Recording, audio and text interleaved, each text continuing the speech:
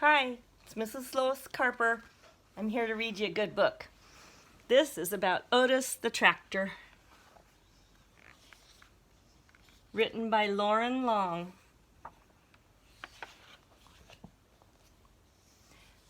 There was once a very friendly little tractor. His name was Otis, and every day Otis and his farmer worked together, taking care of the farm they called home. Otis liked to work.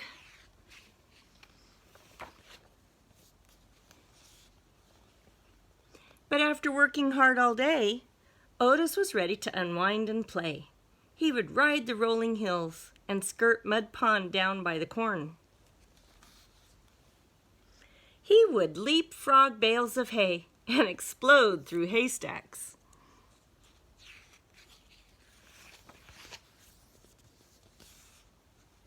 On occasion, he would chase a rabbit or play Ring Around the Rosie with the ducks to the sound of his steady put, puff, puttity chuff.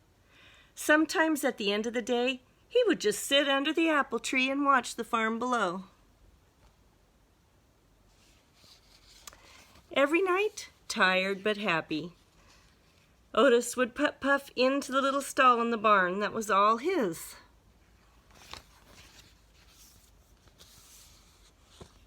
One night when Otis was fast asleep, the farmer brought a beautiful baby calf into the barn.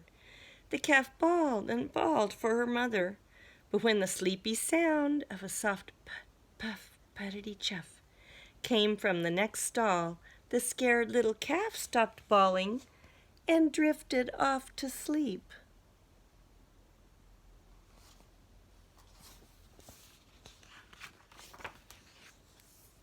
From that day on, the calf started following the little tractor wherever he went. Put, puff, puttity chuff. She followed him over the rolling hills and down by Mud Pond. She was right behind him, leapfrogging bales of hay.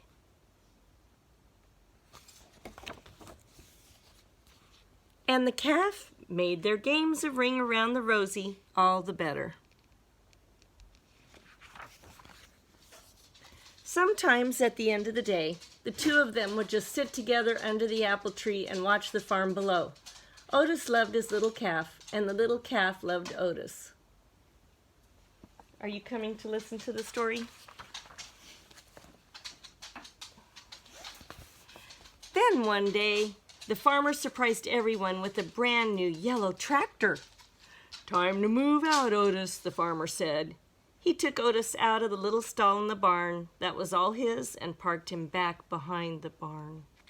Then he backed the big yellow tractor into the stall next to the little calf.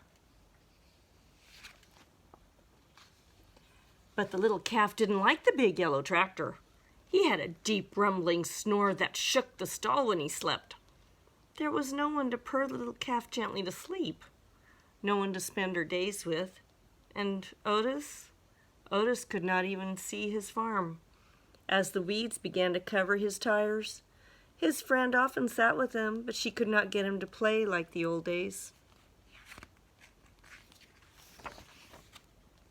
It was early summer when the farm discovered a poster. Who has the prettiest calf in the land?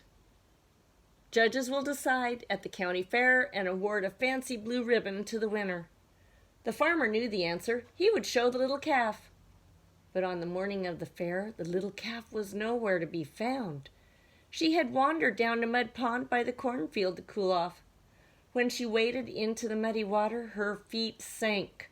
With every step, she sank deeper and deeper and deeper. The little calf was stuck in Mud Pond.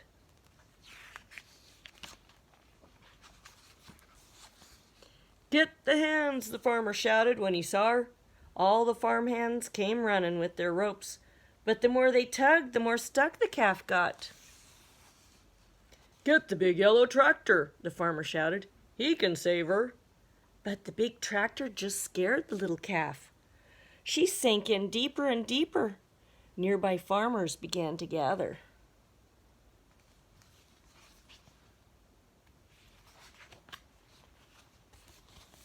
"Then call Fire Chief Douglas and the fire truck," the farmer shouted.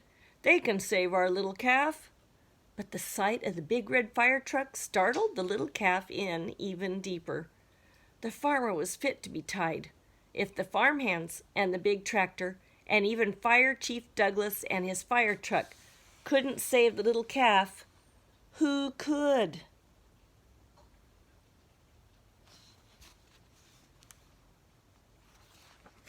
Suddenly, the little calf's ears perked up.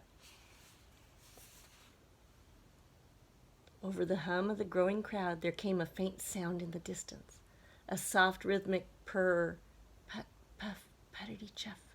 The crowd turned and looked. The sound became louder, put, puff, puttity-chuff. All at once, Otis put-puffed from around the barn. He turned and headed straight toward Mud Pond.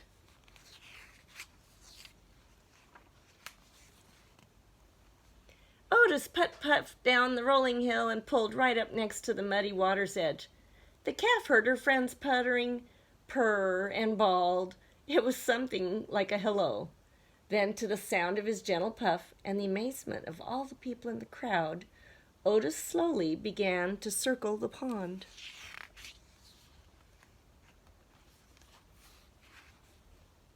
He circled, and the calf turned and turned, never taking her eyes off of her friend.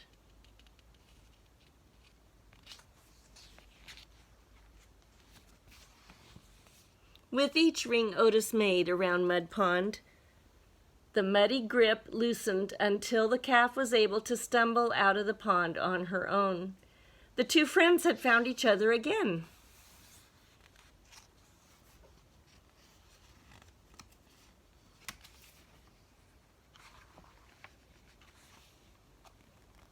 Otis led the calf right down the dusty road toward the village.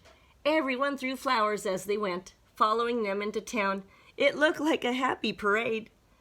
No one needed a fancy blue ribbon to tell them that the calf was a special calf.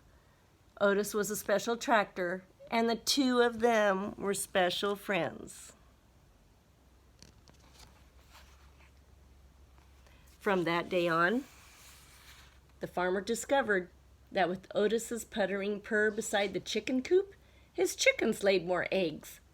At milking time, with Otis's gentle chuff nearby, his cows produced more milk. On occasion, Otis even got to join the farmer and the big yellow tractor out in the fields.